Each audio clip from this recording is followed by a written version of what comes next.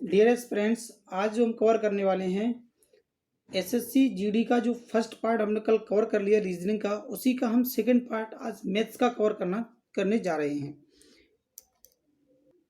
साथ में ही एक आवश्यक सूचना, जो कल की वीडियो में आपको 9वां क्वेश्चन कराया गया था, उसका आंसर जल्दबाजी में ये लगवा दिया गया था ऑप्शन ए, जो कि गलत था। इसका सही आंसर था ऑप्शन डी 930। इसको आप करेक्ट कर लेना। तो आइए शुरू करते हैं आज का वीडियो।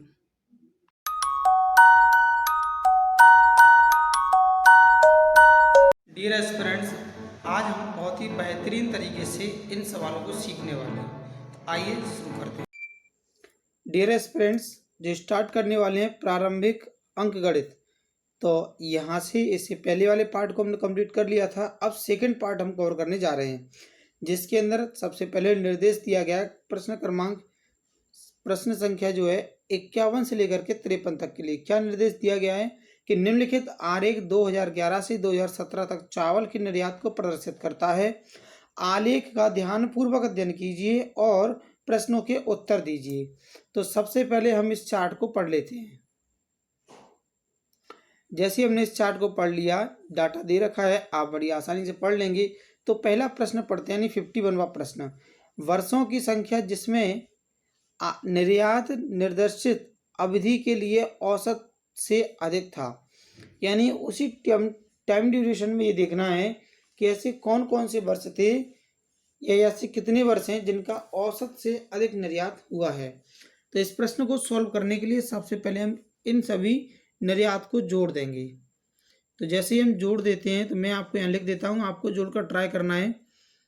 61.1/7, क्योंकि 7 वर्षों का डाटा यहाँ चल रहा है। तो जैसे ही मैं 7 से डिवाइड करने वाला हूँ, तो हमारा एवरेज निकल कर आ गया 8.72। प्यारे साथियों, आपको ये करके देखना है सॉल्व, ठीक है। इतना समझने के बाद हम ये समझ पाए। अब ऐसे वर्ष देखना है जिनका औसत से अधिक निर्यात रहा हो। तो सबसे पहले में 2014 मिलता है, फिर 15 है, फिर 16 है और 17 है। तो ये 4 वर्ष ऐसे रहे जिनका औसत से अधिक निर्यात हुआ है। तो जो ऑप्शन नंबर ए इसका करेक्ट आंसर है। समझ पाए होंगे इस क्वेश्चन को। आइए बढ़ते हैं इसी के नेक्स्ट क्वेश्चन की ओर, जो इसी से रिलेटेड दे रखा है। क्वेश्चन में गिवन है, वर्षों के निम्न युग्मों में से किसमें चावल का औसत निर्यात 8.85 लाख था। यानी ये वर्ष दे रखे हैं मैं नीचे, और इसके साथ साथ ये पूछा गया आपसे कि चावल का जो निर्यात है 2 वर्षों का औसत इतना होना चाहिए। तो प्यारे साथियों, सबसे पहले हम देखते हैं औसत दे रखा है। इसमें यदि हम 2 का गुणा कर दें तो हमें प्राप्त होगा 17.70 लाख। इतने लाख निकल कर आएगा। इसमें फ़ायदा क्या होगा, क्योंकि अब हमें कोई भी 2 वर्षों को जोड़कर देखना है, जिसमें अगर उनका सम ये प्राप्त हो जाएगा, वही ऑप्शन हमारा करेक्ट आंसर होगा। तो सबसे पहले हम देखते हैं, ऑप्शन ए दे रहा है 2014-2015। तो यदि हम 14 और 15 को जोड़कर देखें, तो ये हमारा जो है 20 से ऊपर निकल रहा है, तो जबकि हमारा ऑप्शन गलत हो जाएगा। फिर 15 और 16 को देखा गया, तो 9 और 4 5 को जोड़कर देखा 6 मिल रहा है, जबकि लास्ट में क्या मिलना चाहिए 7। तो ये ऑप्शन भी गलत हो गया। 2 ऑप्शन और देखते हैं हम, 2012 और 2013। और देख पा रहे हैं 2012 और 2013 काफ़ी कम डाटा हो रहा है, क्योंकि 8 और 5 को जोड़ने पर लास्ट में कितना मिल रहा है 3, और हमें लास्ट में क्या मिलना चाहिए 7।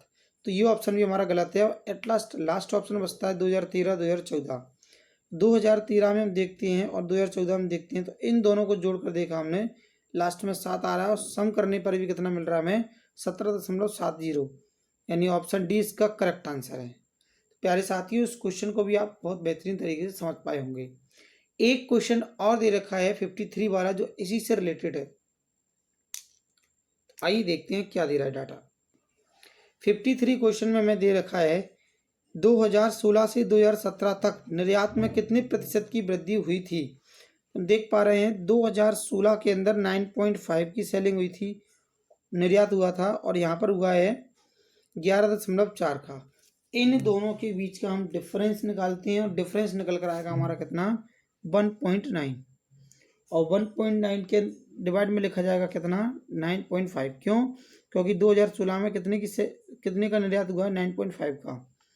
मल्टीप्लाई 100 से कर दिया गया, पॉइंट से पॉइंट कट गया, इसे काट दिया गया एक बार, 5 बार, 5 से काट दिया गया 20, यानी आंसर क्या आएगा हमारा 20%, जो कि ऑप्शन में हम देख लेते हैं। ऑप्शन क्रमांक सेकंड पर दे रखा है, ऑप्शन बी में ये आंसर दे रखा है। आइए बढ़ते हैं अगले प्रश्न की ओर।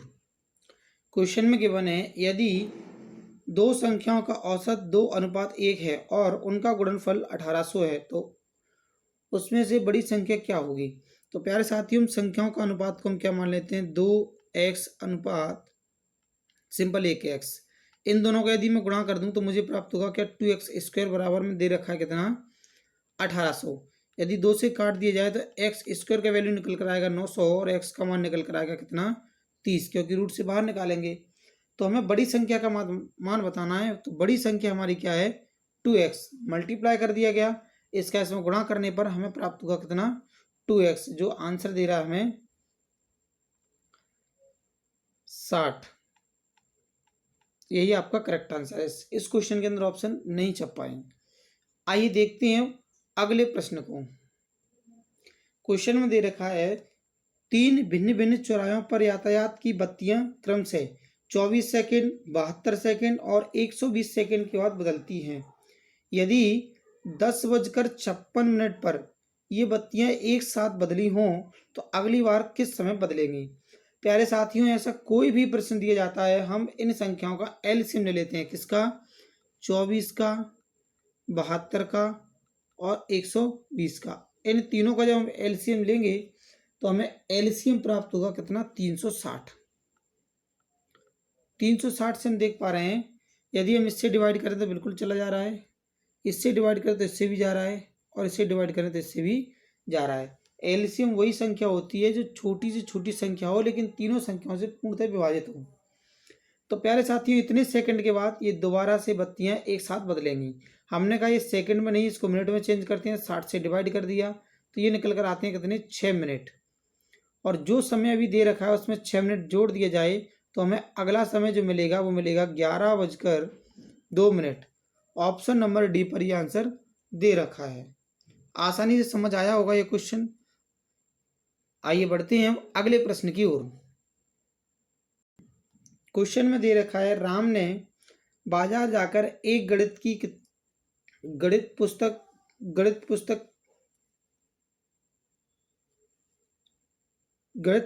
की एक प्रति और 2 पेंसिलें 165 रुपए में खरीदी। तो प्यारे साथियों, मान लेते हैं गणित की जो बुक है वो 100 रुपए की आई होगी और पेंसिल जो है 2 पेंसिल हमने मान लिया कि 22 रुपए की आई होंगी। तो बराबर में उसका जो एक्सपेंडिचर हुआ वो कितना हुआ 165 रुपये। 165 रुपये उसका खर्च हो चुका है। फिर हम देखते हैं रहीम ने उसी बाजार में जाकर उसी पुस्तक की एक प्रति और उस प्रकार की 10 पेंसिलें 169 रुपये में खरीदी। यानी किताब तो एक ही खरीदी है, पेंसिलें इस बार 10 खरीदी गई हैं 169 रुपीज़ में। हम देख पा रहे हैं, इसे माइनस कर देते हैं।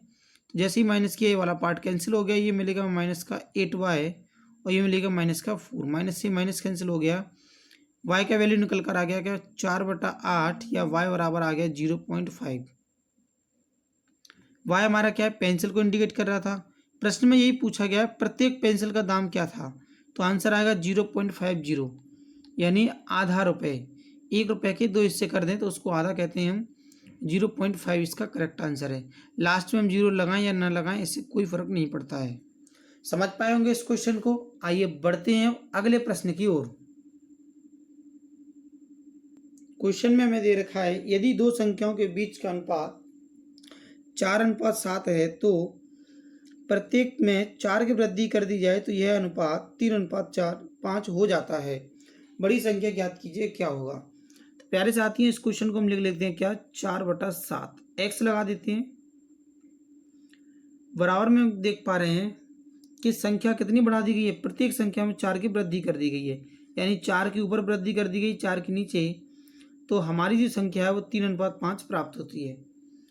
अब इसे हम सॉल्व कर देते हैं। इस 5 का गुणा इधर की दोनों संख्याओं में कर देते हैं तो ये प्राप्त होगा हमें कितना 20x + 20 बराबर इस पूरी संख्या को ना 3 में कर देते हैं तो ये होगा हमारे पास कितना 21x + 12।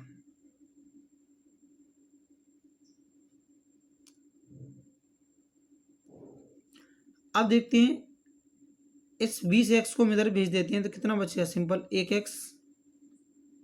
इस 12 को हमने इधर भेज दिया कितना बचा 8। x का जो वैल्यू निकल कर आ गया वो क्या आ गया 8। हमें प्रश्न में पूछा गया बड़ी संख्या, देखिए बड़ी संख्या कितना है 7 तो हमने 7x बड़ी संख्या मानी है तो 8 का 7 गुना किया आंसर प्राप्त हुआ 56। तो यही हमारा करेक्ट आंसर था ऑप्शन नंबर सी, क्योंकि बड़ी संख्या हमें कितनी मिलेगी 8 का 7 गुना। प्यारे साथियों इस क्वेश्चन को समझ पाए होंगे। आइए बढ़ते हैं अगले प्रश्न की ओर।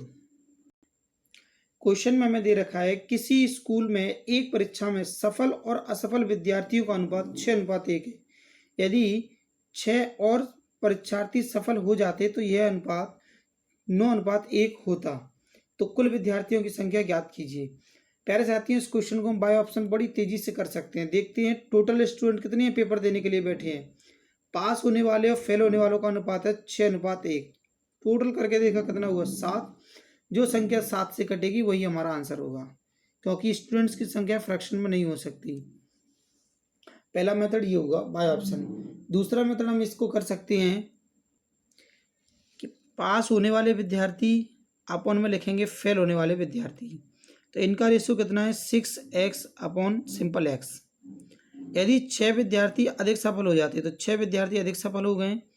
प्यारे साथियों इस बात का हमें ध्यान रखना पड़ेगा कि उसी क्लास के अंदर जो बच्चे फेल थे उनमें से 6 बच्चे कम होने के बाद पास की कैटेगरी में चले गए हैं, तब जा कर के हमारा रेशियो निकल कर आएगा क्या 9:1। यहाँ से हम x का मान निकाल देंगे और x का मान जैसे ही निकाल देंगे तो वह हमारा आ जाएगा कितना 20। बस इसका दरगुणा करके इसका दरगुणा करके निकाल लेंगे और फिर हम देखेंगे 20 का 7 गुना करेंगे तो आंसर कितना आएगा 140। समझ पाए होंगे इस क्वेश्चन को। आइए बढ़ते हैं अगले प्रश्न की ओर। क्वेश्चन में दे रखा है कि 4 संख्याओं में से पहली 3 संख्याओं का औसत कितना है 18। तो हम संख्या मान लेते हैं क्या ए बी और सी। औसत यदि 18 है, अगर हम इनका योग निकालें 3 का गुणा हो जाएगा, वो कितना प्राप्त होगा हमें 54।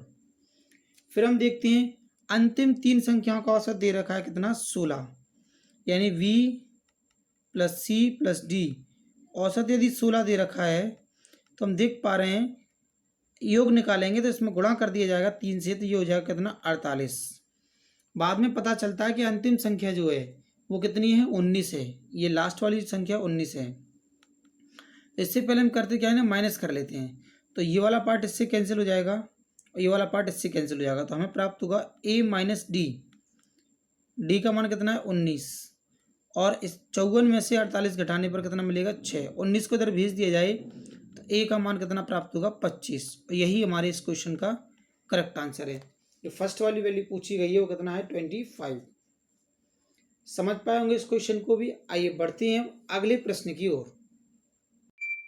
डियर फ्रेंड्स इस क्वेश्चन में हमें गिवन है बी के जन्म के समय ए की आयु 4 वर्ष 7 माह थी। सी के जन्म के समय वी की आयु 3 वर्ष 4 माह थी। जब सी 5 वर्ष 2 महीने का था तब इनकी औसत आयु ज्ञात कीजिए क्या होगी। तो इस प्रश्न को समझने से पहले थोड़ा सा हम डाटा समझते हैं। देखिए 3 भाई हैं ए बी और सी। ए इन सभी से बड़ा होगा। क्यों होगा?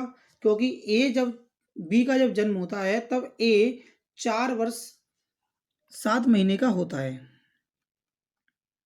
जब बी का जन्म होता है तब इसकी आयु होती है कितनी 4 वर्ष 7 माह। ये वाई लिख दिया मैंने, ये मंथ लिख दिया। तब वी की आयु क्या रही होगी 0 वर्ष।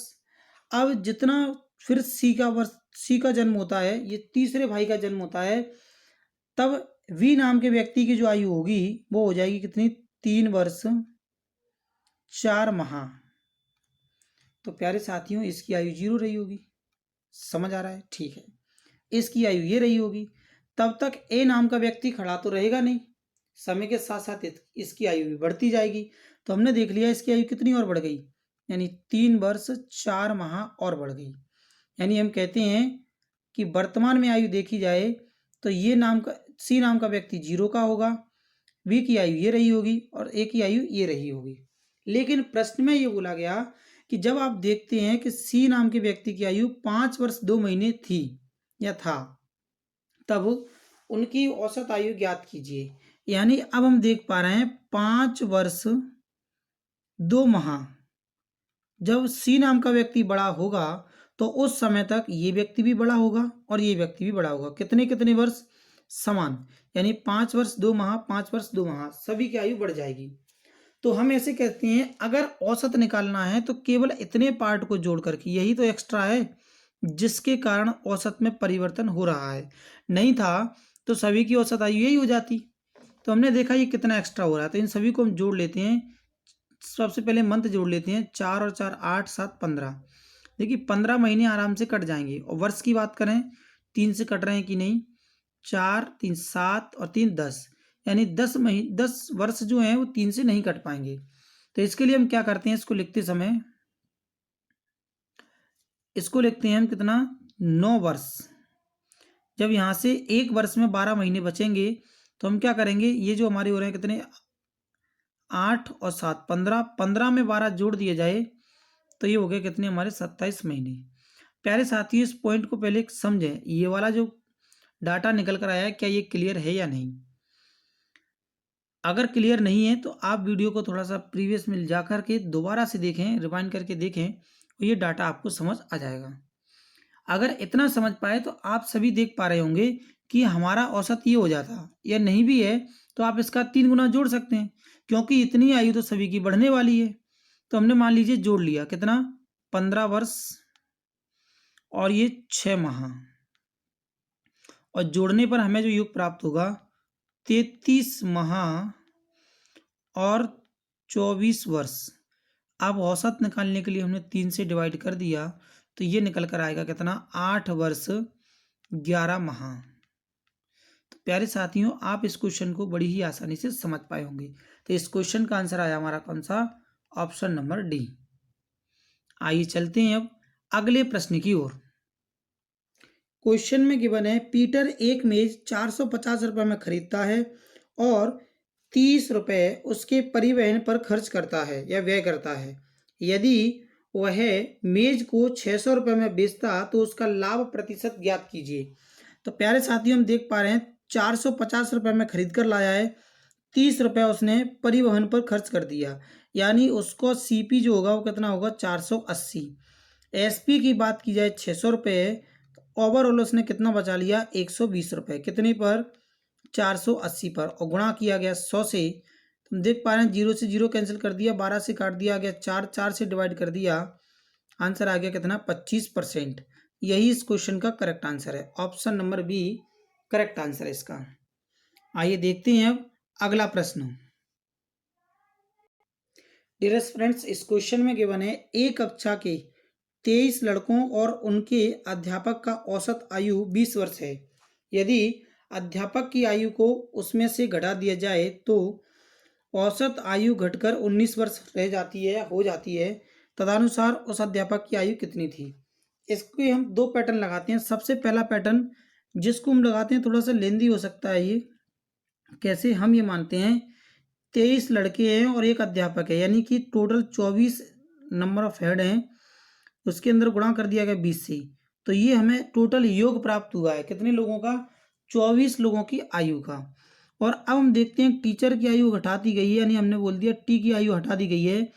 तब जो व्यक्ति बचते हैं वो बचते हैं कितने छात्र, 23 छात्र, और जिनका औसत कितना दे रखा है, 19 रह जाता है। तो इसको आप सॉल्व कर लेंगे, टी का मान जो निकल कर आएगा वही आपका आंसर होगा। हम एक पैटर्न से और करते हैं, इससे आप सॉल्व कर लेंगे और आंसर निकाल देंगे। कमेंट बॉक्स के अंदर कमेंट भी करेंगे जो स्टूडेंट्स इस मेथड से निकाल रहे हैं, ठीक है। अब हम समझते हैं दूसरा मेथड। सबसे पहले ये देखते हैं कि टोटल स्टूडेंट्स जो हैं वो कितने हैं, 23। तो छात्रों की जो संख्या है वो कितनी है, 23, क्योंकि शिक्षक को हटा दिया गया है। जब शिक्षक जाएगा तो सबसे पहले औसत कितना दे रखा है, 20, तो औसत 20 वर्ष की आयु लेकर जाएगा। लेकिन 23 विद्यार्थियों में से सबके औसत में से एक एक की कमी आई है। कितने की? एक की। पहले औसत 20 था, अब कितना रह गया? 19। यानी एक बच्चे की एक वर्ष आयु कम हो गई औसत। तो हम देख पा रहे हैं 23 बच्चों की आयु कम हो गई। इन दोनों को जोड़ दिया गया तो आंसर आया कितना हमारा? 46, सॉरी 43। 46 तो ऑप्शन में भी नहीं है, आंसर आएगा कितना? 43। किस किस को जोड़ दिया? 23 को और 20 को। तो आंसर आया हमारा कितना? Option number C. तो आप कमेंट करके कमेंट बॉक्स में बताएं कौन सा मेथड आपको अच्छा लगा, पहला वाला या दूसरा वाला। आइए चलते हैं अब नेक्स्ट क्वेश्चन की ओर। 63वें क्वेश्चन में हमें दे रखा है 25 पुस्तकों का क्रय मूल्य 20 पुस्तकों के विक्रय मूल्य के बराबर है, तो लाभ प्रतिशत ज्ञात कीजिए। तो जैसा कि क्वेश्चन में दे रखा है कि 25 जो किताबें खरीदी गई हैं उनका सीपी बराबर है 20 पुस्तकों के एसपी के।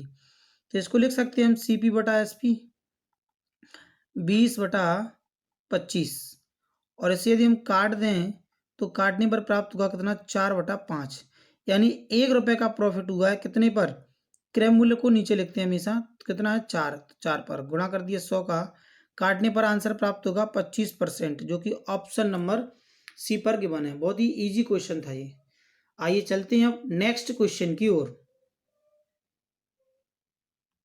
सेम पैटर्न का क्वेश्चन फिर से दे रखा है कि 18 लेखनियों का लागत मूल्य, यानी सीपी की बात की जाए, किसके बराबर है?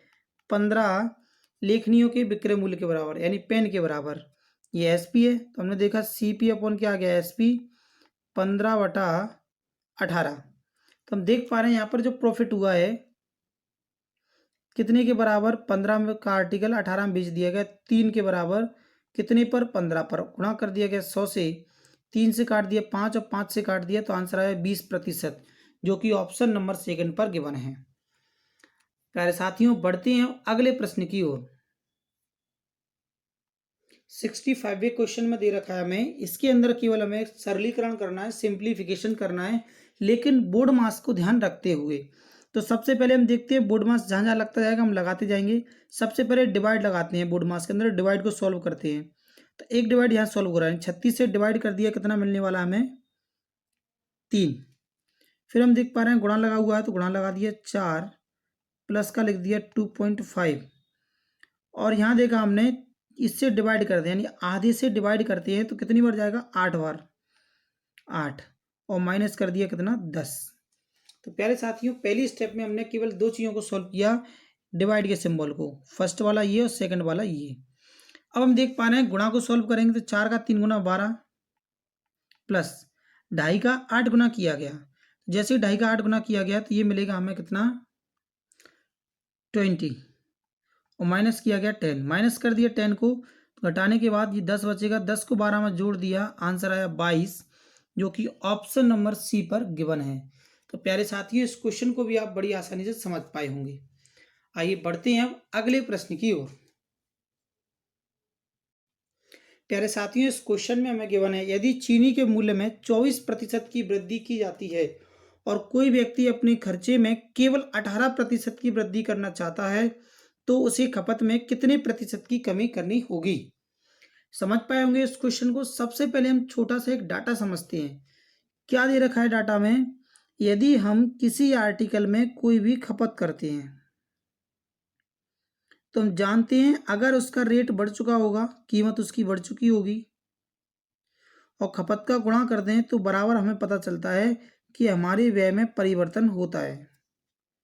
और इस बार हमें जो ज्ञात करना है वो ये ज्ञात करना है कि खपत में उसे कितने प्रतिशत की कमी करनी होगी। तो हम ऐसा लिख सकते हैं कि भाई खपत में जो कमी की जाएगी वो बराबर होगी व्यय बटे कीमत, कीमत में जो भी परिवर्तन होगा उसके बराबर। आप समझ पाए होंगे इस बात को। खपत हमारा जो होता है कंजप्शन होता है, कीमत हमारा रेट होता है, और व्यय हमारा एक्सपेंडिचर होता है।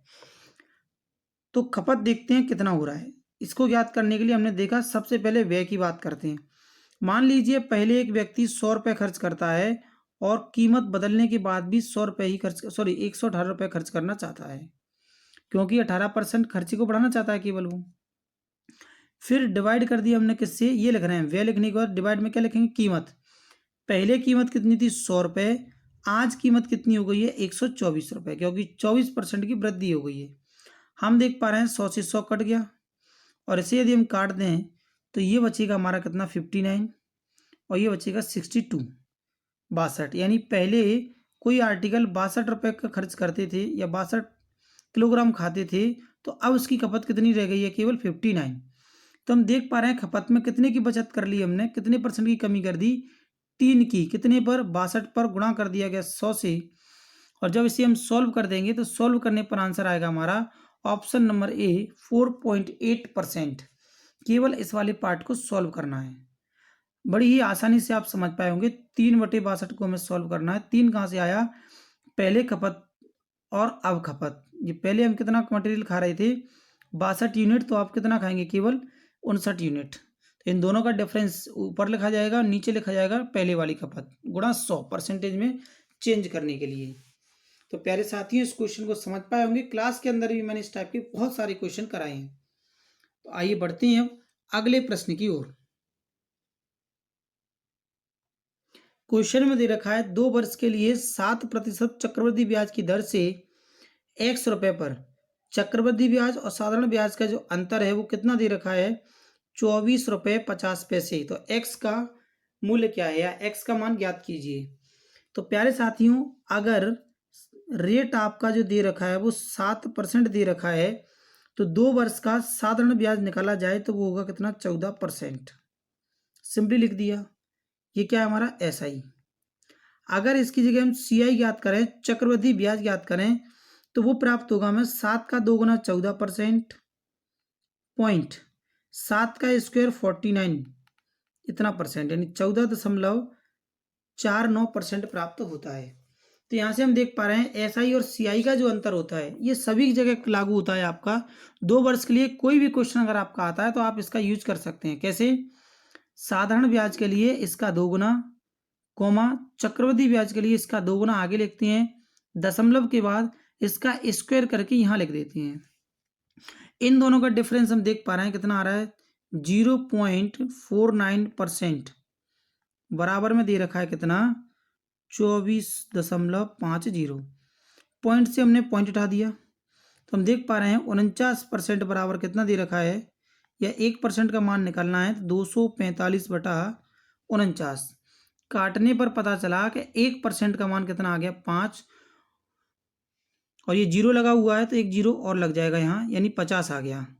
तो 100% का जो मान आएगा, लास्ट में 2 0 और लगा दिए जाएंगे, 5000।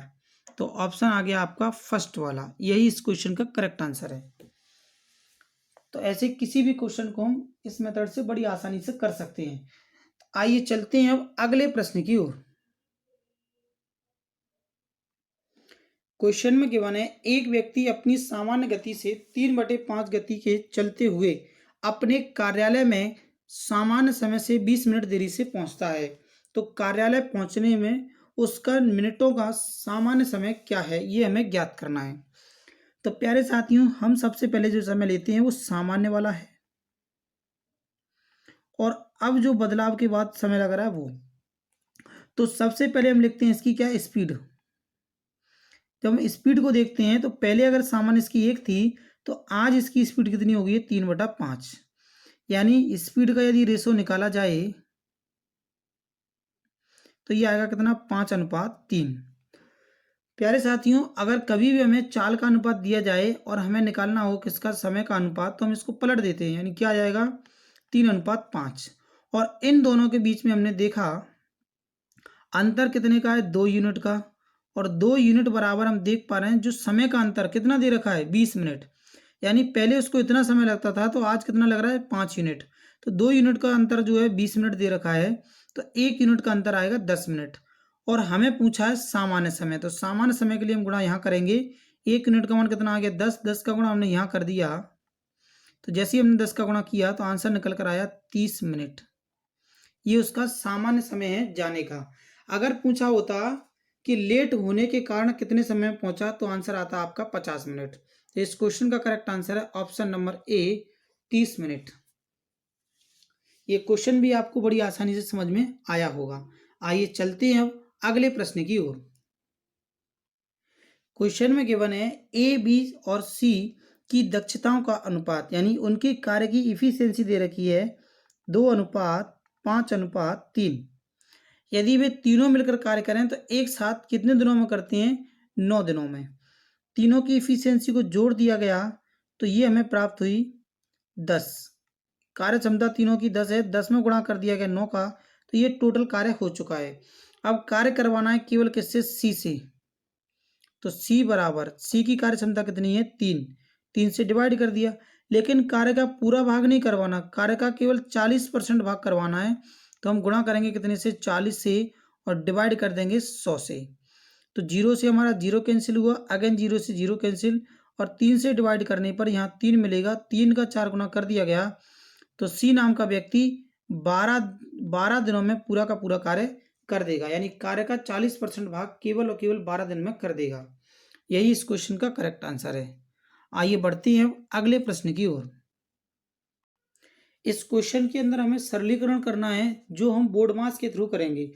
देखिए, बोर्ड मास सबसे पहले कहता है कि ब्रैकेट को सॉल्व करें, तो ब्रैकेट के अंदर पहले हम इस वाले पार्ट को सॉल्व कर लेते हैं, फिर हम यहाँ पुट कर देंगे इसको। और ब्रैकेट के अंदर भी सबसे पहले का को सॉल्व करें, तो का को हम यहीं पर सॉल्व करते हैं। अगर हम इसको 2 से कैंसिल करें तो ये जाएगा हमारा कितना बार? 15 बार। और हम देख पा रहे हैं ये कट नहीं पा रहा है, तो इस वाले पार्ट को हमने लिख दिया 3 का 3 गुना 9 और 2 11, यानी 11/3 डिवाइडेड 1/3। और का सिंबल लगा हुआ है, तो हमने क्या कर दिया था? इसको सॉल्व किया, जो निकल कर आया कितना? 11/15। और डिवाइड में लगा हुआ है आपका 5। अब हम देख पा रहे हैं कि इसमें कोई भी पार्ट कैंसिल नहीं हो रहा है। यहाँ अगर हम भाग को हटा करके गुणा लगा देते हैं तो हमारा ये जो पार्ट है जो ऊपर का नीचे चेंज हो जाएगा। कौन सा? ये पूरा का पूरा सॉल्व करने के बाद। तो इसको हमने सॉल्व किया, 45/11 आ गया, यानी इस बात को हम क्या लिख सकते हैं? 11/3 गुणा 45/11। तो 11 से 11 कैंसिल, 3 से 6 काट दिए, तो ये जाएगा कितनी बार? 15 बार। और इसके ब्रैकेट के बाहर दे रखा है डिवाइडेड में 5, तो ये आ जाएगा ओवरऑल कितना हमारा? 3। यानी केवल यहाँ से यहाँ तक का पार्ट हमने सॉल्व किया, तो इस अकेले ने हमें क्या दिया? सिंपल 3 दिया है। और अब हम सॉल्व करते हैं इसके आगे के पूरे क्वेश्चन को। सबसे पहले हमने देखा डिवाइड वाले पार्ट को सॉल्व करना है, बकाया किसी को नहीं सॉल्व करना। 6 हमने एज इट इज लिख दिया। फिर हम देखते हैं 6 का 6 में डिवाइड कर दिया तो क्या मिलेगा? -1। मल्टीप्लाई भी एज इट इज लिखना है, फिर प्लस। यदि पहले का को सॉल्व करेंगे तो 6 का 6 गुना 36, 36 में यदि हम 6 का डिवाइड करते हैं तो 1/36 हमें प्राप्त होगा। यानी 1/36, 6/36 को हम क्या लिखेंगे? फाइनली 1/6। कैसे? मल्टीप्लाई किया गया और ये 6 के डिवाइड में था, ऐसे इस प्रकार से 6/36। काटने पर कितना मिला? 1/6, जिसको मैंने यहाँ लिख दिया। फिर बाद में देखा गया ब्रैकेट के बाहर गुणा में लिखा हुआ 6, और ये पूरा का पूरा समीकरण सॉल्व करने के बाद क्या मिला था हमें? 3। 6 से 6 ये कट गया। अब हम देख पा रहे हैं कि हमारे पास बचा क्या? केवल 6 - 6 और माइनस का 3, और एक इस वाले ये जो हमने कैंसिल किया इसका बचेगा प्लस का 1। ये 3 लास्ट का है, और प्लस का 1 यहाँ से आया, और ये वाला 6 यहाँ से, और ये वाला 6 यहाँ से। 6 से 6 आपका कैंसिल हो गया, इन दोनों को सॉल्व किया गया तो माइनस का 2 आपको प्राप्त हुआ, जो कि ऑप्शन नंबर ए पर दे रखा है। आइए चलते हैं अब अगले प्रश्न की ओर। क्वेश्चन में दे रखा है ए बी सी की कार्य क्षमताओं का अनुपात 3:5:1 है, तो वे एक साथ काम करते हुए काम को 5 दिनों में कर सकते हैं। तो जैसा कि हम देख पा रहे हैं, अगर टोटल काम को हम देखें 5 दिन में हो रहा है, तो एक दिन में कितना कार्य हो रहा है? इन सभी को जोड़ दिया, कार्य क्षमता को कितना आया? 9। 9 का 5 गुना 45, यानी टोटल कार्य हमारे पास 45 है। 45 में से ए और बी मिलकर के 3 दिन में एक साथ काम करते हैं, 3 दिन तक। तो 3 दिनों तक जो कार्य किया है वो किसने किया है? ए प्लस बी ने। ए और बी की कार्य क्षमता कितनी होगी? 5 और 3 8। 8 का 3 गुना 24 कार्य हो चुका है, कितने में से? 45 में से। तो हम देख पा रहे हैं शेष जो कार्य बचा है वो बचा हुआ है हमारा कितना? 31। और इस 31 कार्य को अकेला कौन करने वाला है? सी। सॉरी 21 कार्य। अब 21 कार्य को सी अकेला करेगा तो सी की कार्य क्षमता कितना है 1, तो 1 से हम डिवाइड कर देंगे 21 में, तो आंसर आएगा हमारा कितना 21 दिन, जो कि ऑप्शन नंबर बी पर गिवन है। आइए चलते हैं अगले प्रश्न की ओर। क्वेश्चन में गिवन है फास्ट ट्रेन ए धीमी गति से चलने वाली ट्रेन बी की तुलना में 96 किलोमीटर की दूरी 1 घंटे कम समय में तय करती है। यानी टोटल जो दूरी दे रखी है वो 96 किलोमीटर है। एक ट्रेन तेज चलने वाली है, एक ट्रेन स्लो चलने वाली है, इन दोनों के बीच में 1 घंटे का डिफरेंस आता है। फिर बोला उसने यदि बी की औसत गति ए की तुलना में 16 किलोमीटर कम है तो ए की गति ज्ञात कीजिए क्या है। तो देखिए सबसे पहले हमने देखा कि टोटल दूरी कितनी है 96 किलोमीटर। बाय ऑप्शन से करते हैं, क्वेश्चन बहुत तेजी से होगा। अगर 96 किलोमीटर है तो 54 से आप देख पा रहे हैं इसमें डिवाइड जाने वाला नहीं है, तो आपका ये ऑप्शन खत्म है। 60 से भी डिवाइड नहीं होना, 64 से भी नहीं होना। अब देखते हैं किससे, 48 से। इसको हम वेरीफाई भी कर देते हैं। अगर ए की गति 48 किलोमीटर प्रति घंटे है तो बी की गति जो है इसकी तुलना में 16 किलोमीटर प्रति घंटे कम होना चाहिए, यानी 32 किलोमीटर प्रति घंटे। 48 से डिवाइड करने पर 2 घंटे का टाइम लगेगा, तो 32 से डिवाइड करने पर 3 घंटे का समय लगेगा। और यही प्रश्न में बोला गया है कि इसको 1 घंटे कम समय लगता है, किसको, तेज वाली गाड़ी को। तो आप देख पा रहे हैं इसको 3 घंटे लग रहे हैं, इसको 2 ही घंटे लग रहे हैं। इस क्वेश्चन का करेक्ट आंसर होगा आपका ऑप्शन नंबर बी। आइए बढ़ते हैं अगले प्रश्न की ओर। क्वेश्चन में हमें दे रखा है धातु से बने एक बेलनाकार रॉड रोलर 1 मीटर लंबा है, जिसकी आंतरिक त्रिज्या 27 सेंटीमीटर है और धातु की सीट की मोटाई 9 सेंटीमीटर है। तो रोलर का वजन ज्ञात कीजिए कितना होगा। यदि 1 सेंटीमीटर क्यूब धातु का वजन 8 ग्राम है, तो प्यारे साथियों ये जो क्वेश्चन है हमारा एक खोखले बेलन है, खोखला बेलन बन रहा है हमारे पास। ये आंतरिक त्रिज्या जो दे रखी है अंदर वाले की दे रखी है और इसकी मोटाई दे रखी है 9। तो हम कह सकते हैं स्मॉल वाला जो आर होगा उसका रेडियस आएगा 27 और कैपिटल आर बड़ी वाली त्रिज्या होगी 9 जोड़ने के बाद कितना आ गया 36। ये सब कुछ सेंटीमीटर में चल रहा है। तो अगर हमें आयतन ज्ञात करना है तो खोखले बेलन का आयतन का सूत्र लगाना पड़ेगा। तो वो होता है हमारा क्या, pi R square minus small R square into H. इसको यूज करने के बाद केवल हम क्या करेंगे, इसको थोड़ा सा सॉल्व करते हैं। देखिए पाई के फॉर्मेट में दे रखा है तो पाई का वैल्यू हमें नहीं बदलना है, एज इट इज लिखा रहने देना है। हमें देख पा रहे हैं R square minus R square, यानी इसको हम क्या लिख सकते हैं शॉर्ट में, आर प्लस आर और capital R minus R into H. तो इस वैल्यू को हम यहाँ पुट कर देते हैं। पाई एज इट इज लिखा हुआ है, एक बार इन दोनों को जोड़ करके हम लिख देते हैं तो ये प्राप्त होगा हमें कितना 63 गुणा, एक बार इन दोनों का डिफरेंस लेकर गुणा कर दिया हमने, कितना आएगा 9। और हाइट जो है इसकी ऊंचाई जो है 100 सेंटीमीटर लिखा जाएगा क्योंकि 1 मीटर को हम सेंटीमीटर में चेंज करेंगे। और इस पूरे को सॉल्व यदि कर दिया जाए तो हमें प्राप्त होगा कितना 567.00 पाई सेंटीमीटर क्यूब। लेकिन हम देख पा रहे हैं सेंटीमीटर क्यूब में दे रखा है और हमें 1 सेंटीमीटर क्यूब बराबर 8 ग्राम वजन दे रखा है। 8 का इसके अंदर मल्टीप्लाई कर दिया जाएगा और किलोग्राम में आंसर दे रखा है तो 1000 से डिवाइड किया जाएगा। तो जैसे हम 8 से इसमें गुणा करते हैं तो 8 से गुणा करने पर कितने से, 8 से, तो ये हमारा पूरा का पूरा वेट चेंज हो जाएगा ग्राम में, 43453,600।